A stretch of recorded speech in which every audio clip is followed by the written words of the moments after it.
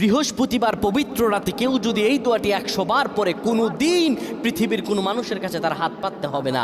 পৃথিবীর সব কিছু তার পায়ের নিচে আল্লাহ হাজির করে দিবেন। দারিদ্রতা থেকে মুক্তি দান করবেন, বিপদ আপদ থেকে মুক্তি দান করবেন, তার সম্মানকে সুউচ্চতা দান করবেন, অসুস্থতা থেকে দূরে রাখবেন। আল্লাহর অশেষ দয়া ও রহম তাকে দান করে দিবেন। সুবহানাল্লাহ। বৃহস্পতিবার রাত এটি গুরুত্বপূর্ণ রাত। এই রাত সপ্তাহে একদিন আসে।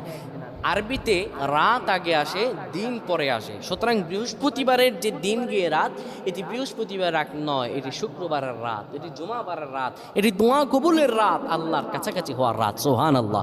এই বৃহস্পতিবার রাত আল্লাহ তাআলা বান্দার দোয়া কবুল করেন। কেউ যদি বৃহস্পতিবার রাতে ঈশা নামাজের পরে পবিত্র হয়ে ইয়া হাইয়ু ইয়া হাইয়ু ইয়া হাইয়ু ইয়া রফিয়ু ইয়া রফিয়ু ইয়া রফিয়ু এই দোয়াগুলো পড়তে পারে 100 বার, আল্লাহ রাব্বুল আলামিন তার